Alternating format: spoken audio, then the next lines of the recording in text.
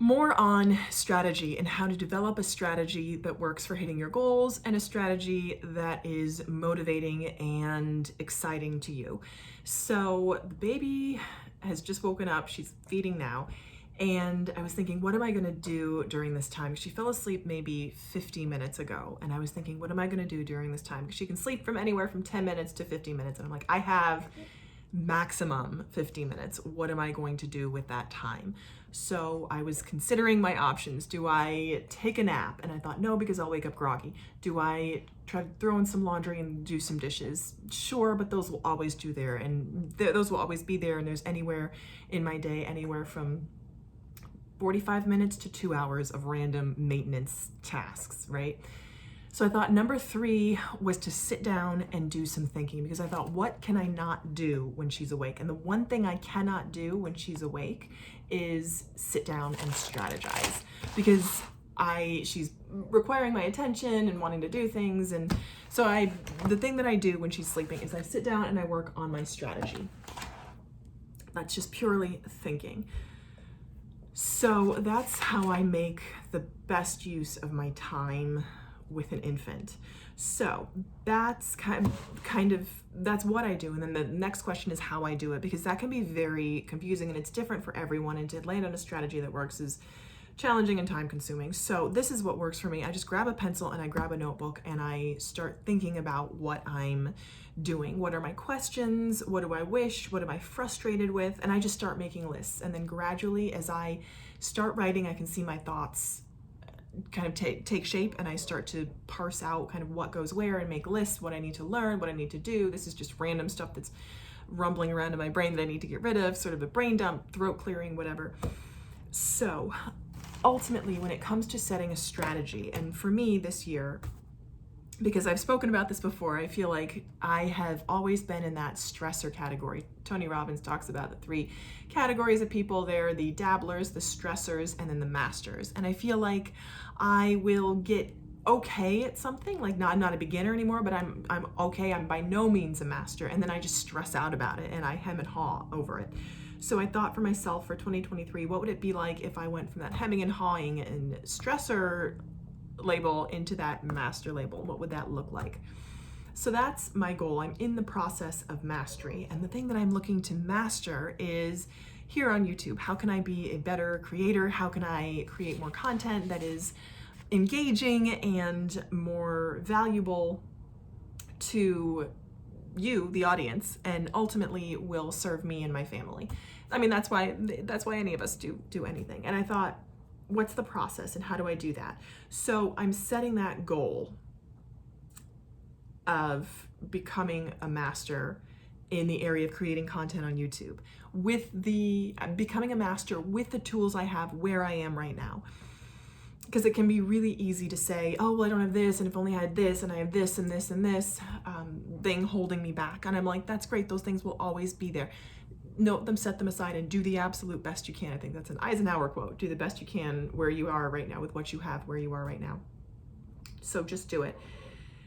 And as I'm setting my overall goal for 2023, I think if I'm sitting here in 2024, January 2024, what do I want to be able to say that I did and be proud of?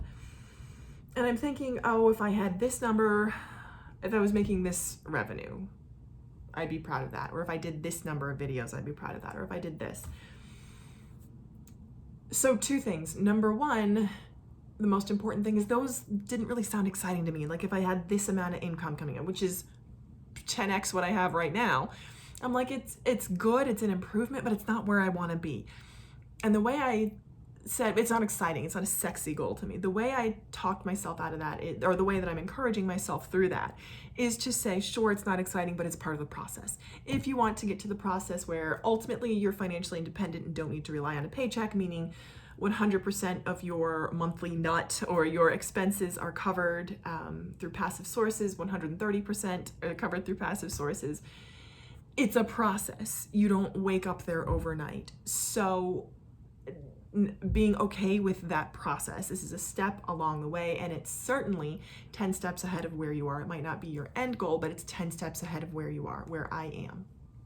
So I think of the other goals that I've achieved for example, being monetized in, I think it was 2017, 2018, I was monetized on YouTube. It's something like 80% of creators never hit that threshold. It's like 1,000 viewers and 5,500 or 44,000 hours, 4,400 watch hours.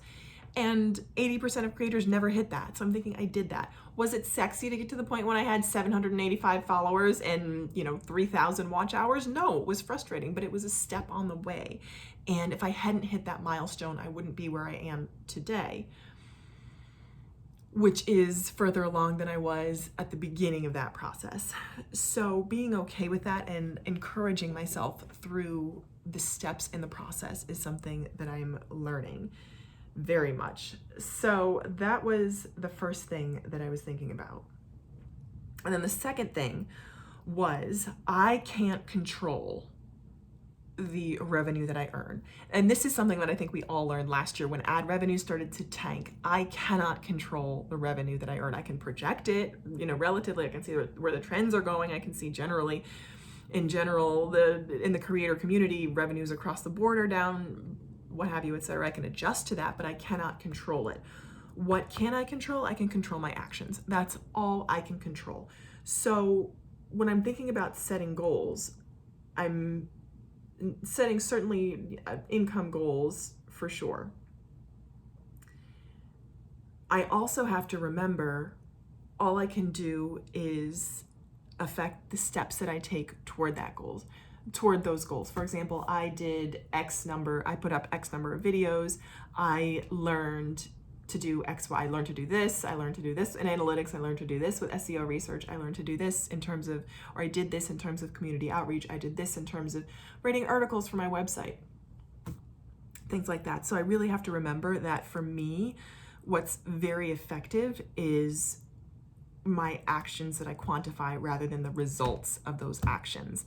There's a great 12-step saying, we plan plans, not results, and that is so true. So all I can plan is my actions and then my execution on them. So that's thing two when it comes to setting goals, and actually goals that I will carry through on. I also have this, and I've talked about this a lot, Tony Robbins' Personal Power 2 journal. And one of the things that makes this so valuable, and I think a totally worthwhile purchase, I bought it last year, is the excerpts from Tony's journal. I think what you like about him, I have heard recent controversy allegations. I still think he's an amazing mentor. So an excerpt from his journal from 1978, and it just says the reasons that he will achieve his goals at such a young age are because, and he has 10 reasons why he will achieve his goals. And a lot of these I'm like, oh, I can, these are mine. I was raised for success. I have the mental gifts and skills. I have the experience most never get. I have specific goals. I'm surrounded by the right people. I'm supported by XYZ. So this is a good encouragement for me, for sure, to keep going. And I think it's really helpful to kind of keep remembering that. So there is that item, and I'll also insert a clip. No, I won't. This is just one and done. I was gonna say I'll insert a clip of my my setup, but I will just show you my setup right here. This is everything I got. I got my pens, my pencils, my journal. That's what it is. That's what I have right now. It's very guerrilla, sort of on the run filming, one and done, because time is of the essence. And the last thing I was going to do is sort of block out my time and think about what I'm doing with my time, how I'm using my time, how much time I have and what I need to achieve, and the time I have to achieve what I need to achieve. So it's like if I only have X number of workable hours and I want to get X number of things done, I only have X number of minutes to allocate to each task. So I'm actually going to do that right now. If, say, daytime naps for the babe have been almost non-existent, this 15-minute nap is very, very rare. So if I say, and then at night, so the babe will go to bed typically around 8 or 8:30, I'm mentally shot by then. So I maybe have max 1 hour of usable time at night. And if I say I get 1 hour of usable time during the day, that's 5 hours of usable time Is that really 10 hours of usable time during the week? Yes, I would say that's accurate. 10 hours of focused time during the week to devote to thinkable tasks, like tasks that I need to think about. Yeah, so that's 10 hours of usable time during the week. And on the weekends, I would say I'm actually writing this down with you. If anyone cares, because I love hearing about this, this is a friction fine liner. It's purple and I'm using it on my plum paper planner in the weeks, notes, and days. So 10 hours weekday. And I would say, yeah, I have maximum. Now I'd say 4 hours on the weekend.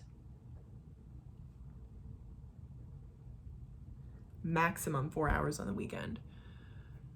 So that's 14 hours. Let's say I cut that in half and I have 7 hours during the week to allow for, you know, anomalies, which always come up, exceptions. 7 hours total to devote to this project of becoming a master in creating content on YouTube.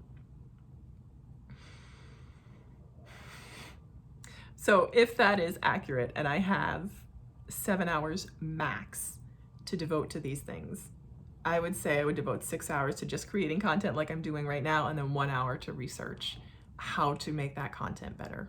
And that's it. That's what I do. Quantity over quantity. I just want to get you as much material as I possibly can to watch and consume, because this is what number one, this is what I love to watch. I love seeing how people set their goals and intentions and whatnot, and how they actually work them out. So this is not just goal setting, this is actually goal execution, how I do it. So that's what I got for you today. All right, I hope this has been helpful. Let me know what you want to see more of on this channel, and I will happily aim to provide that to you. So thank you so much for watching, and I hope you'll keep watching.